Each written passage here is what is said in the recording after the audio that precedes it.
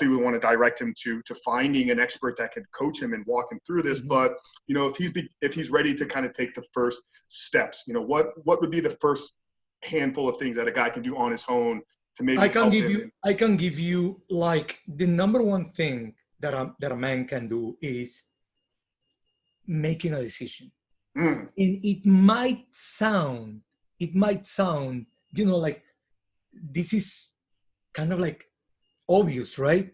It's not, because I know so many men that said on Sunday afternoon, this is the last time I'm watching porn and masturbating, and they do the same on Monday and they feel like shit.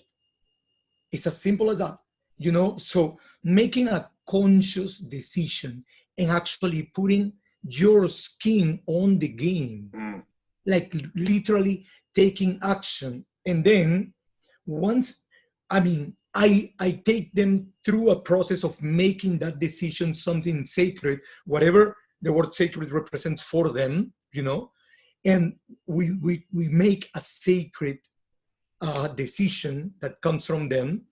And then obviously support group, extremely important. Support group. I don't know a single man that have done it by himself. I don't know a single one.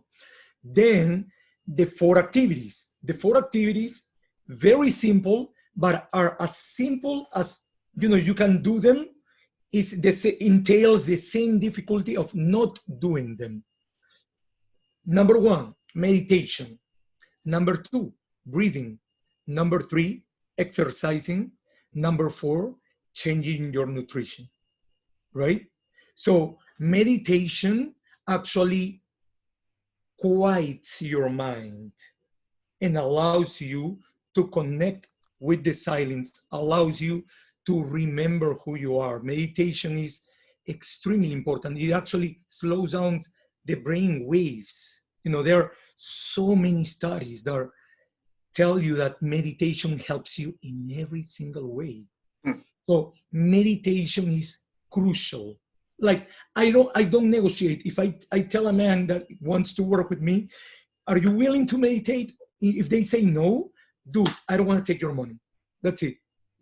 Meditation is crucial because there is literally magic that happens in their minds and in their bodies with meditation.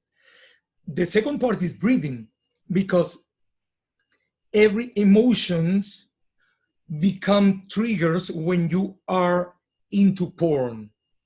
And every single emotion that we experiment is linked to a breathing pattern. And you can literally fool your system by creating breathing patterns that bring you to a more calm state. So the triggers, they don't affect you in the same way, and you start recreating a new body. By the way, there's a lot of work that you do with your body because the addiction gets into your body. So your body needs to change in every single way. The third one, exercising. You have created an energetic pattern of the sexual energy associated to porn in your body. Now, exercising will allow you to burn energy and repattern your brain with movement. Movement is medicine, So exercising in whatever, you like to lift weights, go and lift weights. You like boxing, you like, sports, you like CrossFit, go. I run, I love, connecting with nature, running. I put an awesome playlist. And the other one is nutrition.